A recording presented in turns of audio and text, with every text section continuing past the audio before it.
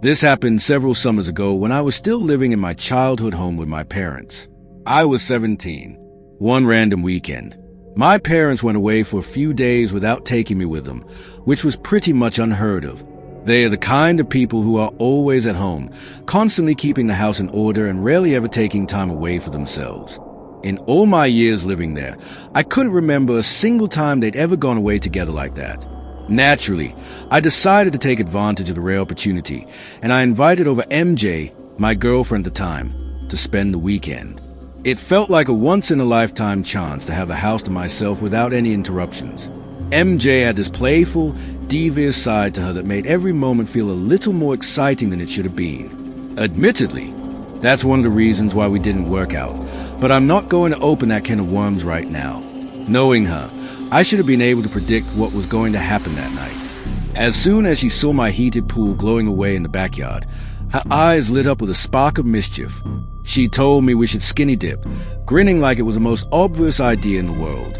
I told her my neighbors would see, but she pestered me and made the very good point that we'd probably never get the chance again. We had gone swimming many times, but had never done something that devious before. At least I hadn't. I was always the well-behaved, polite kid growing up. Even now, I sometimes scold myself for being too nice. Anyway, it took a lot of convincing for me to agree, but MJ had a way about her. Her enthusiasm was contagious, and before long we were in the pool laughing and splashing under the night sky. It was actually a really romantic moment, as cheesy as that sounds. The water was warm against the cool summer air and everything felt perfect, almost surreal. Let me quickly describe the house. The pool was right outside the large bay windows that overlooked the living room. Because it was so dark outside and the lights inside were still on, we had a perfect view into the house. It was like looking into a lit-up dollhouse. I'm sorry if that doesn't make sense, but if you saw a picture, you'd get what I'm talking about. For a while, that view made me feel safe, like we were still connected to the house, even while we floated outside in our own little bubble. That comfort didn't last long, though. At one point, as MJ was talking about something, I don't even remember what, I glanced up at the windows and froze. I saw the last thing I expected to see. On one of the far living room walls was a shadow. It was faint but distinct, and I knew it was definitely a shadow because of how it was moving. I watched in horror as it moved out of sight, like someone was walking deeper into the house. My heart started pounding. I felt a surge of panic, but I didn't want to scare MJ. I whispered to her that we needed to get out of the pool. She didn't question me. She just quickly followed my lead as I tried to get out of the pool and dry off as discreetly as possible. I told MJ to hide in the pool house, turn off the light, and stay completely silent until I came back. Her playful demeanor was completely gone. I could tell she was freaking out, but she was doing a really good job keeping it together. She nodded and slipped into the pool house without another word. I opened the back door as quietly as I could and stepped into the kitchen. I was going to handle the situation myself. That's just how my parents had raised me. I grabbed a knife off one of the cutting boards and started moving through the house. Someone had definitely been in there. That much was obvious. I started noticing small, subtle signs that didn't make any sense to me. A chair in the dining room was slightly pulled out like someone had been sitting there. A picture frame on the wall was crooked.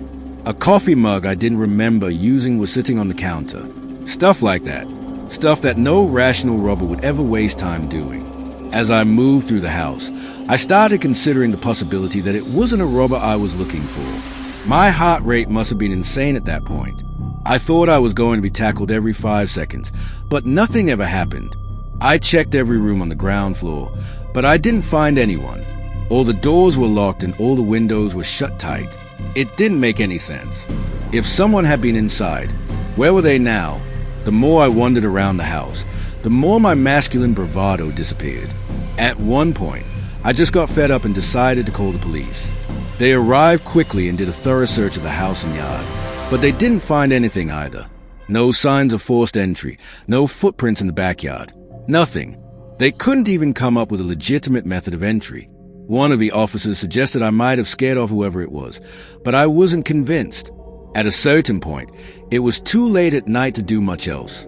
The police left. MJ and I were too scared to stay in the house, but we didn't have another option. We locked every door, barricaded the bedroom, and tried to get some sleep.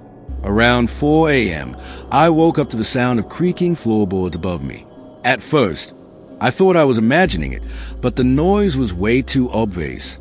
Someone was moving upstairs. I listened for a while longer and started hearing footsteps moving down the stairs, like whoever it was trying to make their way outside. Adrenaline surged through me as I grabbed the knife I'd left on the nightstand. I told MJ to stay put and bolted out of the room. I moved as quickly and as quietly as I could, but by the time I reached the front door, it was wide open. Whoever had been inside was gone. I didn't even bother calling the police again. There was nothing they'd be able to do anyway. I just made sure all the doors were locked and went back to bed. The next morning, the full extent of the intrusion hit me. All of our kitchen knives were missing. All of them. Which was definitely not something a rational person would do. They'd also taken smaller items, some cash, a few watches, random electronics. But it was the knives that haunted me. It felt like whoever had been inside had left a message, though I couldn't figure out what it was.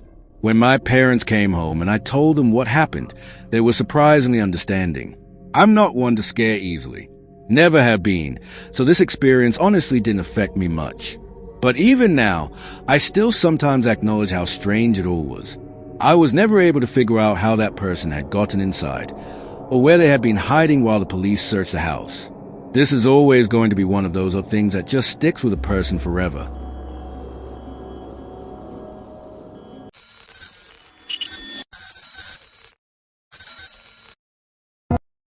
When I was a teenager, I was living with my mom and my little sister. She had me when she was really young.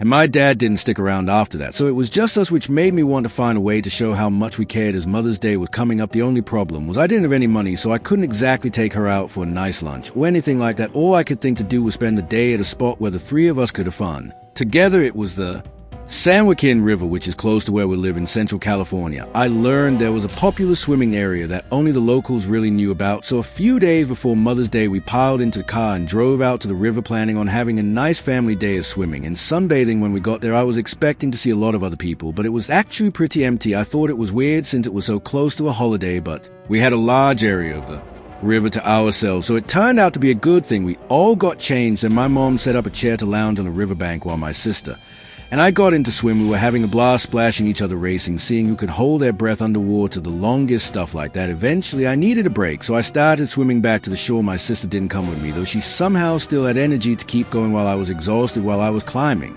the rocks. Getting up to shore, I could see my mom sunbathing and basically passed out on her lawn chair. It seemed like she was relaxed and asleep. When I finally climbed up to the shore, I went to dry myself off with a towel. I was there for a few minutes when I heard something unusual. It took me a second to realize that I was hearing my little sister screaming for help. I stood up and saw her in the middle of the river, way farther downstream than earlier. The river had suddenly swelled up and the current was racing now. She wasn't strong enough to fight it. I knew I should have gotten off that rock immediately and gone to help her, but I just froze. I saw my mother sprint by in a blur, but I didn't follow her. I just watched and did nothing. My mother caught up to my sister on the riverbank, then jumped into the water after her. She swam so fast and was at my sister within seconds, holding onto her and trying to keep her head above the water. She was able to, but I could tell she was struggling as my sister was panicking, and I was still 100 feet away when I saw them slowly heading toward the shore. I finally kicked myself into action. I ran as fast as I could to reach them, but they were nearly at the shore when I caught up, so I jumped into the shallow edge, holding my hands out to help them out of the river. They reached me in a few seconds, and my mother pushed my sister up out of the water. Take her. I got her. You're okay now? I grabbed her and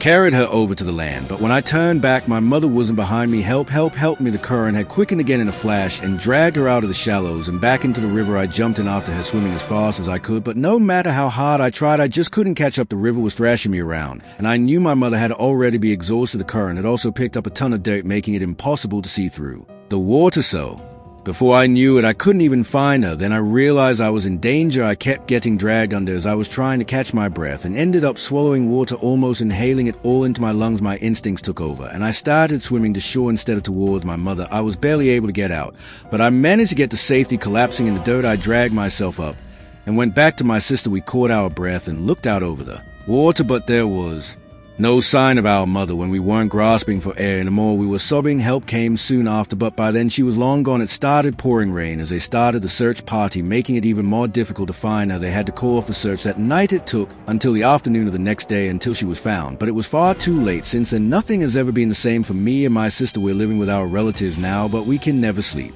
like we used to. I wish I'd never even mentioned that river. It should have been me who jumped into the water to save my sister. This story was inspired by a horrific Mother's Day incident. On May 9th, a mother named Brenda Duran jumped into the San Joaquin River in Central California to rescue her drowning daughter. The mom watched her children playing in the water of a popular beach, but when her daughter could not keep her head above water, Duran rushed into the river trying to save her, but struggled to stay afloat due to the river's current, swallowing the mom. Her son then saw his mom in trouble and jumped back into the river to try to grab her, but he unfortunately could not get to her in time. First responders, including rescue dive teams, spent hours in the water, but visibility and safety concerns forced the search to be paused. Around 11 p.m., police said Duran's remains were recovered around 5:30 p.m. on May 11th. The river the incident took place and is known for its teeming wildlife economy, fuel tourism that includes paddling, swimming, and fishing, and hydroelectric power. Duran was just 30 years old.